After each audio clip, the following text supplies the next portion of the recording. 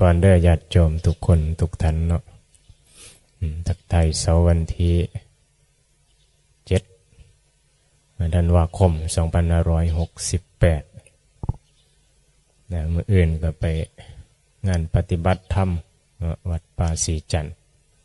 ไปจัดอยู่2 มื้อนั่นแหละไปร่วมกันทำกิจกรรมที่เป็นประโยชน์ในพุทธศาสนาการร่วมกันประพฤติปฏิบัติธรรมนี่แหละคือแก่นคือประโยชน์สูงสุดเป็นการส่งเสริมกัน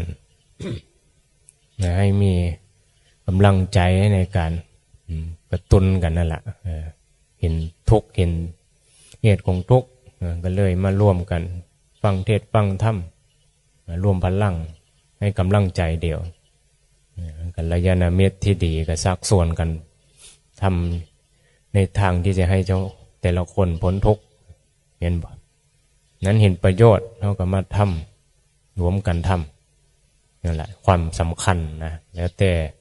เพื่อที่เห็นความสำคัญคือว่าละว่ามุมมองคนว่าปัญญาคนเนาะในการเข้ามาวัดกับการปฏิบัติธรรมบางคนก็ว่ามั่วจักไปเฮ็ดหยังไปนั่งฟังเทศไปนั่งรับตาจักได้หยังมองบ่เห็นว่ามันได้ประโยชน์อย่างนั้นนะนี่แหละถ้าว่าศึกษาเข้าใจแล้วโอ้นี่แหละคือสิ่งที่เฮ็ดให้เราเกิดประโยชน์นั่งพิจารณานั่งเบิ่งลมหายใจเนี่ยเป็นอย่างพุทธเจ้าครูบาอาจารย์ยังสอนให้เบิ่งลมหายใจก็มันยังมีชีวิตอยู่ยังมีลมหายใจอยู่แม่นบ่ยังปฏิบัติธรรมได้อยู่บางคนบอกว่าบ่มีเวลาปฏิบัติธรรมยังหายใจอยู่ไม่เห็นบ่ยังมีลมหายใจอยู่นะเบิ่งไหมอานาปานสติดูลมหายใจเข้าออกมีความหลงเป็นเราไหมเดี๋ยวนี่แหละคือการเรียนรู้กรรมฐานเพื่อเรียนรู้ชีวิตคือจริงๆแล้วเฮาบ่เข้าใจการปฏิบัติธรรมเฮาเข้าใจกรรมฐานนั่นแหละบ่เห็นธรรมะบ่เข้าใจธรรมะว่ามันมีอยู่คุมองคือแต่ว่าธรรมะอยู่วัดอยู่ว่าอยู่กับพระอยู่ในตำราพระไตรปิฎกแท้จริงแล้วธรรมะก็อยู่กับกายกับใจเจ้าของนั่นแหละที่มันเป็นธรรมชาติที่มันบ่เป็นตัวตนอันนั้นแหละธรรมะบ่ควรเป็นสุขเป็นทุกข์ก็ธรรมชาตินี้ใจมันคือหลงเพลินอยู่แท้กับใจกับกายนี่แหละย้อนบทศึกษาขันธ์ห้ารูปนามกายใจบ่แม่นเฮารูปังอนิจจังรูปไม่เที่ยงรูปังอนัตตารูปไม่ใช่ตัวตนทำวัดเสาสวดมนต์ไปฟังไปเบิ้งไปแปลเบิ้งคำสอนพุทธเจ้าสอนตรงๆอยู่แล้วเอาครับบอกเข้าใจครับเอามาสวดอ้อนวอนขอกราบไหว้แมบแล้วก็ขอข้าน้อยถือหวยในเด้อโพดีเมดีให้ร่ำรวยการงานดีเจริญรุ่งเรืองมียศถาบรรดาศักดิ์เนี่ยมันเปลี่ยนไปในทางการเกิดเหมือนเกิดนั่นก็มันก็เป็นทุกข์เกิดมาเป็นหยังมาตายบ่มีถ้ามันยังเกิดอยู่มันก็ต้องมาตายก็มาทุกข์กันละนั่นแหละเฉพาะโพธิสัตว์เพิ่นจังอธิษฐานว่าบ่จะเกิดเป็นอย่างเลยอย่าไปนิพพานอย่างเดียวเห็นบ่ตอนเพิ่นบำเพ็ญบารมีที่ว่าเป็นฤาษีเป็นฤาษีโมก็มาภาวนา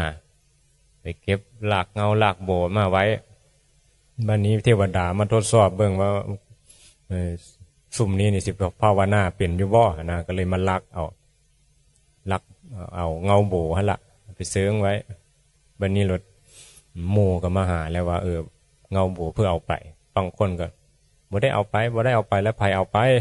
เนี่ยแต่ละคนต้องมีล่ะผู้นึงเอาไปก็เลยสาบานกันว่าผู้ใดเอาไปให้ไปสิสาบานกันแนวใดหั่นนะบางคนก็สาบานว่าถ้าเอาไปแล้วให้มาเกิดเป็นเทวดาบางคนก็ว่ามาเกิดเป็นเศรษฐีคนก็ว่ามาเกิดเป็นพระที่เป็นมหาบ่ได้รู้ธรรมะนะแทนในตำรานี่ก็อธิษฐานไปทางดีได้แม่นบ่ถ้าเฮาก็ว่าเอาคืออธิษฐานในนั้นแม่นบ่เอาเงาโบไปบัดลักต้องโบไปบัดอธิษฐานไปในทางดีมันบ่ได้แม่นทางดีได้เพราะผู้ภาวนานั้นเป็นทางทุกข์ยังสิไปเกิดอยู่หั่นนะอธิษฐานไปเกิดเป็นเทวดาโอ้ยโง่แท้อธิษฐานไปเกิดเป็นเศรษฐีโง่แท้เกิดเป็นเจ้าจักรพรรดิกษัตริย์โง่อยู่เนี่ยอันนี้ได้เพิ่นภาวนาเปลี่ยน เฮาไปแล้วมาสวดมนต์อ้อนวอนขอหันขอนี่มันสิมีโง่ พอเพิ่นบ่แม่นบ่อย่าเกิดอยู่หั่นน่ะนะฟังดีๆแล้วธรรมะเพิ่นภาวนาเพื่อพ้นทุกข์เพิ่นบ่จะมาเกิดเป็นหยังแล้วเกิดเป็นเทวดาก็บ่จะเกิดเกิดเป็นพรหมก็บ่จะเกิดเกิดเป็นกษัตริย์มาราชาก็ตายคือเก่ามีแต่ทุกข์นี่เฮามาสวดมนต์อ้อนวอนมาปฏิบัติธรรมโอ้ยอย่าเฮอรวยเด้อย่ามีรถเด้อย่าถือหวยเด้อยู่นี่โพดีเมดีเนี่ยภาวนาอย่าเฮอเจอแต่สิ่งดีๆโอ้ยเกิดอยู่มันก็ยังทุกข์อยู่บ่มีทางพ้นทุกข์ไปได้ขันธ์ห้าคือทุกข์ยิ่งร่างกายนี่มันทุกข์อยู่แล้วแม่นบ่แม้พระอรหันต์เพิ่นก็ทุกข์กับเนี่ยกายนี่มันทุกข์แต่เพิ่นบ่ทุกข์นะมันถึงทุกข์กายมันทุกข์ประจำสังขารอยู่ละมันเจ็บมันแก่มันหิวมันร้อนมันหนาวพระอรหันต์มันก็ร้อนกับหนาวมันหิวแต่เพิ่นบ่ได้ทุกข์กับความร้อนความหนาวความหิวเพราะเข้าใจว่ามันเป็นธรรมดาใจก็บ่ทุกข์ใจบ่มีกิเลสเด้เนี่ยคือจิตใจที่บริสุทธิ์นั่นแหละคือล้างกิเลสได้ฮะล่ะมันจังเป้าหมายมันจังชัดเจนในผู้ภาวนาเกิดสัมมาทิฏฐินะอันนี้เฮาเกิดสัมมาทิฏฐิแล้วภาวนาไปจะเห็นท่านเห็นนี่บางคนเห็นแล้วก็มาคุยกันว่าเห็นเทวดาเห็นผีโอ้เจ้าคือเก่งแต่ภาวนาได้เจ้าว่าธรรมดาพระภาวนาได้ว่าคุยกับพระอินทร์พญานาคมาว่าสร้างอันนั้นสร้างอันนี้โอ้โยมกับซัดท่าแห่กันไปเฮ็ดไปสร้างจะได้บุญหลายไม่ตัวเป็นตนทั้งนั้นแหละตัวกูจะได้ตัวกูจะมีจะเปลี่ยนภาวนาไม่ได้เอายังภาวนาทิมภาวนาเพื่อหมดตัวตนมันจังถือต้องละขันธ์ห้ากิเลสตัณหาเนี่ยเข้าใจกันให้มันคือต้องแน่มันบอกเคยได้ยินก็ฟังแล้วก็ไปพิจารณาเบื้องให้เข้าใจนี่จิตใจเจ้าของไม่ได้เหมือนพระอรหันต์ต้องเกี่ยวกับการดลบันดาลให้ผู้นั้นผู้นี้มีฤทธิ์มีเดชอรหังเป็นผู้ไกลจากกิเลสบริเวณอรหังเป็นผู้มีฤทธิ์เดชผู้มีฤทธิ์เดชเพื่อกันหมอผีก็มีได้ฤาษีแต่เก้าเขาก็เหาะได้เห็นบ่มีฤทธิ์มีเดชเทวทัตก็ยังมีฤทธิ์มีเดชได้แต่เทวทัตอยู่ไสเดี๋ยวนี้อยู่นรกพุ่นฤทธิ์เดชเหาะไปเหาะมาเหาะลงนรกมาดิใสอย่างเป็นใสซ่านแบบชาญโลกิยะเป็นว่าชาญโลกชาญของโลกเหมือนชาญโลกุตระชาญสมาธิอะไรเพ่งมันมีพลังจิตเป็นบ่มันก็เอามาใส่ในการอบรมจิตให้มันเห็นสังขารให้มันเกิดปัญญาเพื่อเอามาใส่ในทางนี้มันไม่ได้เอามาใส่อวดมุตเจ้าเป็นจังถ้าพระมีฤทธิ์เดชเพิ่นบ่ให้แสดงเห็นบ่ห้ามแสดงปาฏิหาริย์มันสินั่นแหละมันสิให้คนหลงเห็นบ่ถ้าพระมีฤทธิ์เดชหรือว่าเพื่อกระตามีฤทธิ์เดชพญานาคมีฤทธิ์เดชเต่ามีฤทธิ์เดชเนี่ยเห็นบอกก็แห่กันไปกราบไปไหว้ฤทธิ์เดชอย่างเต่าเพื่อหวยพญานาคมีฤทธิ์เดชอย่างให้หวยแม่นบอกไปกราบไปไหว้เพิ่น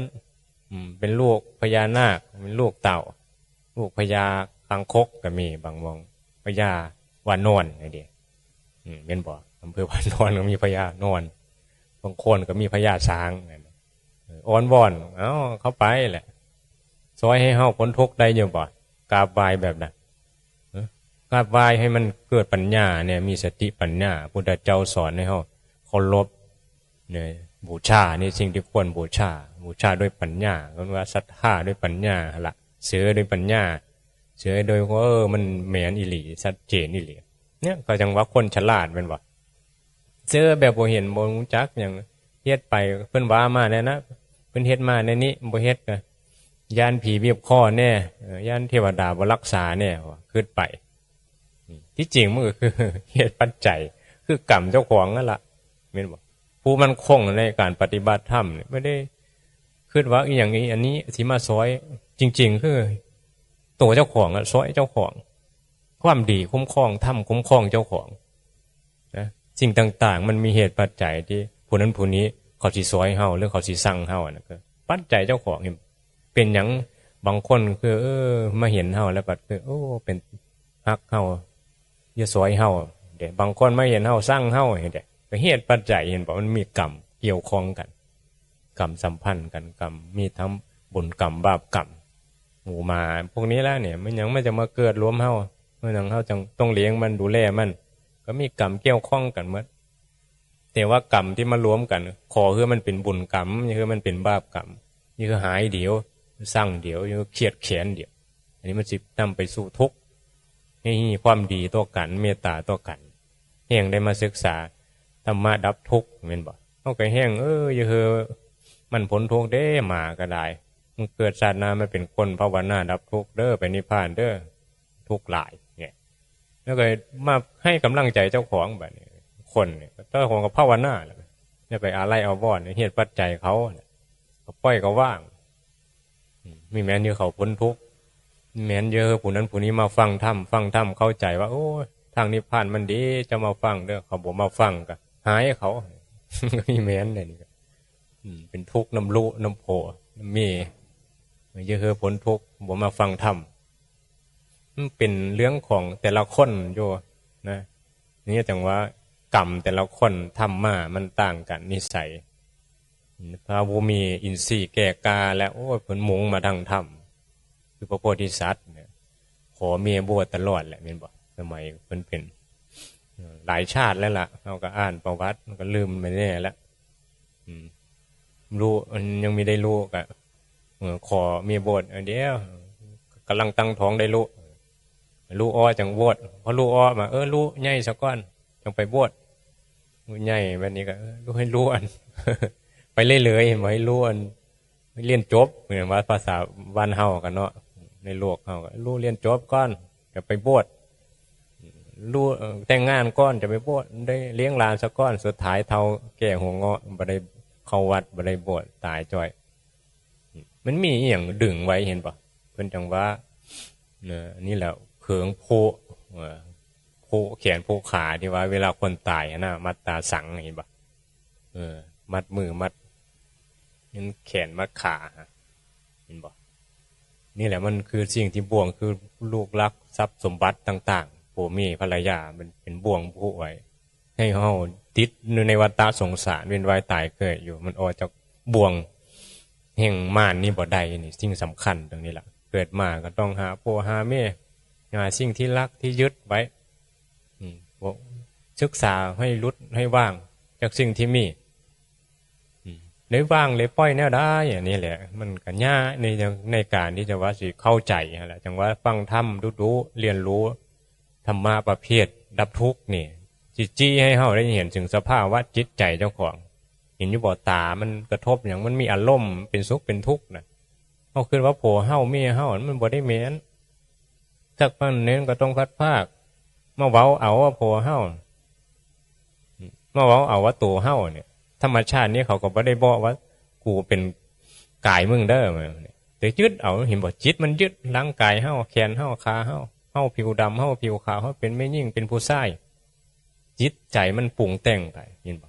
จริงๆแล้วใจอันเดียวใจคือเดียวเนี่ยแต่ร่างกายต่างกันเห็นบ่แต่ใจที่มีกิเลสเวลากระทบอย่างมันก็เป็นสุขเป็นทุกข์คือเดียวหมามันก็เป็นสุขเป็นทุกข์กับสิ่งกระทบด้วยกันนี่คือธรรมชาติของอุปทานขันธ์ห้าคือมีตัวกูมีกิเลสมันสิมีความหลงในกามเห็นบ่หญิงชายคือเดียวต่างกันแค่ร่างกายใจอันเดียวเป็นว่าน่ะเห็นบ่นั้นภาวนาได้พ้นทุกข์ได้เหมือนแหละมาฟังธรรมพุทธเจ้าฮะมันก็ละกิเลสละความโกรธขึ้นกันเนาะตัวปฏิบัติเหมือนว่าพระสิได้เปรียบโยมภาวนาบ่ได้เป็นแม่ย่าแม่ยิ่งภาวนาบ่ได้อย่ามาสู้พระมีแม่นดอกอย่าไปฟังพระเว้าว่าในนี้นะภาวนาได้หมดแหละมันเห็นทุกข์อยู่บ่เห็นกูอยู่บ่เห็นความโง่เจ้าของที่หลงยึดมั่นถือมั่นอันนั้นอันนี้เป็นของโง่อยู่บ่เนี่ยเฉพาะร่างกายนี่แหละจิตใจเฮานี่แหละขันธ์ห้านี่แหละคือตัวทุกข์คือพระพุทธเจ้าเพิ่นสรุปให้เดี๋ยวว่าสังกิตเตนะอัญจุปาทานขันธาทุกขาว่าโดยย่ออุปทานขันธ์ทั้งห้าคือตัวทุกข์ในพระไตรปิฎกสรุปลงมาก็คือมาสรุปลงมาในขันธ์ห้านี่แหละมันเป็นเหตุของทุกข์ควรสิแก้มองนี้ควรสิถอดถอนอุปทานขันธ์ห้าเนี่ยมันก็หมดทุกข์อันนี้แหละคือเทียนทางที่เธอต้องอันนั้นขอคือเข้าใจว่าการสิพ้นทุกข์การสิไปนิพพานใดเนี่ยต้องมาถอดถอนอุปทานขันธ์ห้าเท่านั้นดังนั้นเราปฏิบัติแหละที่ ฏิบัติถอนขันธ์ห้ามีสติรู้ตัวบ่มีเราไม่มีเราเนี่ยไม่มีกูกับสิ่งปรากฏนี่การภาวนามันที่เนี่ยมันบ่มีความเข้าใจเนี่ยว่าบ่มีเฮากับสิ่งปรากฏแนวใดนั่นน่ะอย่าหาเรื่องจักแต่ว่าคือกันหมดให้มองว่าทุกสิ่งทุกอย่างมันเป็นสังขารที่บ่เที่ยงเนี่ยเป็นก็ต้องมีคำอธิบายต่อไปมันบอกเพื่อที่สิเฮาเข้าใจในสิ่งปรากฏในธรรมชาติที่มันบ่เที่ยงที่มันเป็นเฮาคิดเอาว่าสุขทุกข์จริงมันเป็นความคิดของเฮาธรรมชาติเขาเป็นอย่างนั้นอยู่แล้วธรรมชาติที่เฮาที่ต้องเจอว่าเหตุการณ์ร้ายเหตุการณ์ดีอ่ะนะเป็นบ่เหตุการณ์ร้ายเฮาก็ว่าทุกข์ร้ายการดีเฮาก็ว่ามีความสุขจริงมันเป็นธรรมดามันเป็นธรรมะมีสุขมีทุกข์ปรุงแต่งในจิตมันตรงวนเวียนมาเจอกับเหตุการณ์ร้ายเหตุการณ์ดีอยู่แล้วแล้วก็ความเฉยเนี่ยมันเป็นเวทนาล่ะเวทนาสักว่าเวทนาเวทนาไม่ใช่เราคือกันนั่นแหละเวทนาอนัตตาเวทนาไม่ใช่ตัวตนเวทนาก็หมายถึงความสุขความทุกข์ความเฉยสิ่งเหล่านี้บ่แม่นเฮาบ่ได้สุขเฮาบ่ได้ทุกข์เฮาบ่ได้เฉยแต่จิตที่มันโง่มันเข้าไปยึดในอารมณ์ที่เกิดขึ้นคือว่ารู้สึกว่าพอใจก็ว่ามีเฮาเป็นสุขเห็นบ่พอใจก็มีเฮาเป็นทุกข์ใจมันเป็นอย่างนี้แหละใจมันเพลินไปอยู่กับรูปเสียงกลิ่นรสเนี่ยเห็นกันได้ง่ายอยู่เห็นบ่ศึกษาเนี่ยพิจารณาเบิ่งแน่ตัวเจ้าของใจเจ้าของเนี่ยไปให้ผู้นั้นผู้นี้มากำหนดชีวิตเจ้าของอันที่ว่าผู้นั้นผู้นี้ให้เจ้าของสุขเฮ็ดให้เจ้าของทุกข์มันมีเจ้าของปรุงแต่งไปเองเขาเฮ็ดให้เฮาสุขแล้วมีแม้นเขาเฮ็ดให้เฮาทุกข์ก็มีแม้นแต่เราคนบ่มีไผบังคับให้ผู้นั้นผู้นี้ทุกข์สุขดอกมันโง่หลงในใจเจ้าของพ่อใจเองเห็นอยู่บ่เมาสังเกตเบิ่งเจ้าของเห็นสิ่งเดียวกันบางคนก็สั่งก็มีแม่นบ่บางคนก็ฮักคือว่าเนี่ยเป็นหยังคือเป็นนั้นมีกิเลสคือกันได้ล่ะมีตัวกูพอใจเห็นบ่ถ้าว่าสิ่งนั้นถือใจบางคนก็มีตัวตนบ่พอใจสิ่งนั้นบ่ถือใจคือกินข้าวนี่ล่ะรสชาติอันนี้เพียงคนมักเผ็ดเนาะตำบักหุ่งเผ็ดแซ่บบางคนก็เผ็ดมีแซ่บเสื้อประแดะมีแซ่บนี่มันก็ต่างกันแล้วผู้ใดถือผู้ใดผิดบ่มีผู้ใดถือผู้ใดผิดมันเป็นที่จิตที่พอใจบ่พอใจแล้วก็มันมีตัวตนแต่สรุปแล้วคือมีอุปทานขันธ์ก็คือโง่ทั้งโง่ทั้งสองเพราะมันมีความพอใจมีตัวกูนะนั่นแหละกิเลสคือกันได้เฮามีความสุขนี่ก็กิเลสได้เฮาเฮ็ดบุญนี่ก็มีความพอใจในบุญนี่ก็เป็นกิเลสแต่เป็นกิเลสฝ่ายดีเป็นกิเลสที่นำไปสู่สุคติได้แต่มันหมายถึงว่ากิเลสตัวตนกิเลสที่ไปนิพพานบ่ได้เพราะมันยึดในความดีในบุญอยู่เนี่ยเพราะนั้นแต่ว่าอย่าไปเฮ็ดดอกบุญอย่าไปเฮ็ดดอกบาปเนาะเฮ็ดบุญมันจังสิเฮ็ดให้เฮามีความสุขเฮ็ดให้เฮาไปสู่สุคติคือภพภูมิที่เป็นสุขนั่นแหละพระพุทธเจ้าเพิ่นจังสอนครูบาอาจารย์ก็สอนคือกันสำหรับระดับปัญญาคนที่ว่ายังบ่เข้าใจเรื่องนิพพานนะก็สอนให้ทำความดีหมอละเว้นความโสให้มีฮิริโอตตัปปะมีความละอายต่อบาปเนี่ยเฮ็ดดีไปอายเฮ็ดหยังเป็นบ่คนหนุ่มคนสาวนี่บ่ค่อยเข้าวัดอายหมู่เว้าให้แล้วโอ้คือเป็นคนธรรมะธรรมโมแท้น้อว่าเสื้อสดขาวนี่เนาะบ่นมาฟ้านี่เด้ออายได้บัดนี้เห็นใส่สดขาวบ่จะเสื้อเป็นบ่อายไปเลยเฮาว่าอยู่ทำความดีบัดอายเฮ็ดหยังเฮาได้บุญได้กุศลเฮาก็ได้รับความสุขตัว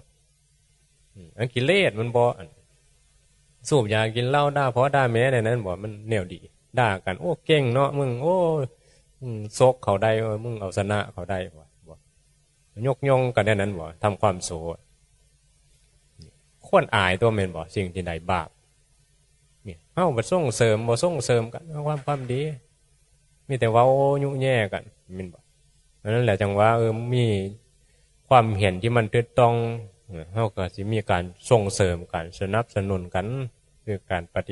ฏิบัติธรรมครูบาอาจารย์ก็ทำหน้าที่มาส่วนญาติโยมปฏิบัติทุกมื้อหั่นแหละไม่ได้แม้แต่ว่าเฉพาะมีงานปฏิบัติธรรมขึ้นมาดอกที่จริงก็ปฏิบัติทุกมื้อทุกเวลาทุกลมหายใจคือว่าหั่นล่ะไม่ได้แม้นว่ามีมือปฏิบัติธรรมจังไป อันนี้เนาะปฏิบัติธรรมเป็นอันนี้เนาะมันมีแหมปฏิบัติธรรมคืออยู่กับธรรมชาติที่มันเป็นธรรมดาที่บ่มีความเป็นเฮ้านี่นะมีสตินี่มีการเรียนรู้ธรรมชาติทำการทำงานไปซักผ้าล้างจานเฮ็ดงานอย่างต่างๆแต่ว่าการกระทำนั้นเนี่ยให้มีสติเบิ่งจิตใจเจ้าของว่าอย่ามีเราทำไปเห็นงานไปให้เห็นรูปเห็นนามว่ามันเป็นสิ่งปรากฏเกิดดับร่างกายเป็นแค่กิริยาเคลื่อนไหวให้สังเกตเบิ่งใจเจ้าของฮะมันสิมีความสุขความพอใจบ่พอใจบ่กับสิ่งทำเฮ็ดนั้นเฮ็ดนี้ว่าเนี่ยไปคิดได้ว่าวันอยู่ในที่งามหรือว่าอยู่คอนโดหรูที่นั่งรถเบนซ์ว่ามีความสุขอาจจะทุกข์ก็ได้เพราะความทุกข์มันอยู่ในใจมันไม่ได้อยู่ในภายนอกแต่ว่ามันก็สำคัญสำหรับคนที่ยังบ่เข้าใจธรรมะก็ต้องอาศัยสิ่งแวดล้อมเห็นบ่อาศัยสื่อกระตุ้นให้พิจารณาในเหตุปัจจัยที่เขาต้องเจอสิ่งแวดล้อมนะอาจจะได้นั่งรถเบนซ์ก็หลงบ่อาจจะได้อยู่กุฏิหรูหลงบ่มีความสุขบ่หรือว่ากูอยู่กุฏิหางแล้วกูทุกข์บ่เนี่ยสิ่งกระทบต่างๆเนี่ยมันมีเฮ้าโผล่ขึ้นมาพอใจบ่พอใจบ่ถ้ามีตัวตนนั่นแหละคือมีกิเลสมีอุปทานขันธ์มีทุกข์นั่นแหละคือละคือมีสติละคือมีปัญญาเนี่ยเข้าใจสังขารเนี่ยมีเฮ้ามันเป็นเหตุปัจจัยเฮ้าได้อยู่เฮือนห่างๆเหตุปัจจัยได้อยู่เฮือนเขาเรียกหารู้ไปอยู่ไปอวดตัวอวดตนว่ากูสุขว่าเนี่ยมันเป็นกิเลสทั้งหมดเห็นบ่เนี่ยชัดเจนในพระพุทธเจ้ามาเหมือนแสดงธรรมให้ญาติโยมฟังเนี่ยก็เลยหัดคารวะเอาไปฟังธรรมพุทธเจ้านี่แหละอริยสัจสี่นี่แหละฟังธรรมะคือทุกข์นะเห็นว่าทุกข์เนี่ยมันมีตลอดอยู่แล้วมันมีตัวเฮ้าขึ้นมาเนี่ยมันมีทุกข์และเหตุของทุกข์ก็คือความยึดมั่นว่าตัวกูอุปาทานขัดกิเลสในใจความบททุกข์คือนิโรธคือนิพพานโอ้มันมีคือสภาวะที่บ่มีตัวกูนั่นแหละตัวตนนั่นแหละแล้วเหตุในใดมันจะบ่มีตัวกูจะเลื่อนมรรคเรื่องตั้งธรรมให้เกิดสัมมาทิฏฐิจะเลื่อนมรรคกันนี้นะตาเห็นรูปไม่มีเราหูได้ยินเสียงไม่มีเรากับสิ่งกระทบก็ทำงานไปหน้าที่ไปสมมุติโลกเป็นบ่มีเหมือนว่าไม่มีเราแล้วบ่เฮ็ดหยังมันก็มีเหมือนใดเฮ็ดคุณย่างเฮ็ดปกติแต่การเฮ็ดต่างๆมันปราศจากตัวตนที่มายึดมั่นถือมั่นในการกระทำในการเฮ็ดนั่นน่ะมันเลยบ่มีกรรมมันเลยเป็นธรรมเนี่ยพ้นจากกรรมพ้นจากธรรมเฮาเลยบ่ได้มีการทำกรรมมีแต่การปฏิบัติธรรมถ้ามีกูนี่มันจะมีกรรมมาแต่ว่ามาปฏิบัติธรรมมีกูปฏิบัติบ่ถ้ามีกูปฏิบัติมันบ่แม่นปฏิบัติธรรมมันปฏิบัติกรรมคือยึดฉันปฏิบัติธรรมนะนี่ฉันมาอยู่วัดมันบ่ได้ปฏิบัติธรรมมันเป็นกรรมถ้าปฏิบัติธรรมแล้วบ่มีเฮาปฏิบัติมีแต่ธรรมชาติเอาตัวตนนี่ นี่แหละของเทนะธรรมะของเทบ่มีปัญญาฟังบ่เข้าใจก็ว่าจักว่าหยังป้าน้อยมาปฏิบัติธรรมปฏิบัติแนวใดบ่ต้องปฏิบัติหยังโยมไม่คือเว้าแนวนี้บ่งงบ่เข้าใจนั่นแหละผู้มีปัญญาก็เข้าใจคือเอาความเป็นเฮาที่จะมาเฮ็ดหยังมาลงมือเฮ็ดหยังนั่นแหละคือการปฏิบัติธรรมเอาความยึดมั่นถือมั่นตัวตนนั่นแหละธรรมชาติบ่มันสิบ่สุขบ่ทุกข์บ่เฉยพร้อมแหละแต่ก็ต้องมาอยู่เฉยก่อนนั่นแหละเป็นบ่ส่วนมากมันบ่เฉยกันนะส่วนมากสัตว์โลกนี่มีแต่สุขทุกข์นั่นแหละเฉยบ่ค่อยมีแล้วกระทบหยังมันเฉยอยู่บ่ค่อยเฉยได้ก็สิปรุงแต่งอีนายนะเป็นนั่นนะอีนายนี่เป็นอันนี้พอใจเราก็ดีพระเป็นนั่นนะครูบาเป็นอันนี้สอบหรือบ่สอบนอเฮาเนาะถ้าบ่สอบบ่อยู่นำแล้วไปวัดอื่นถ้าสอบก็ดี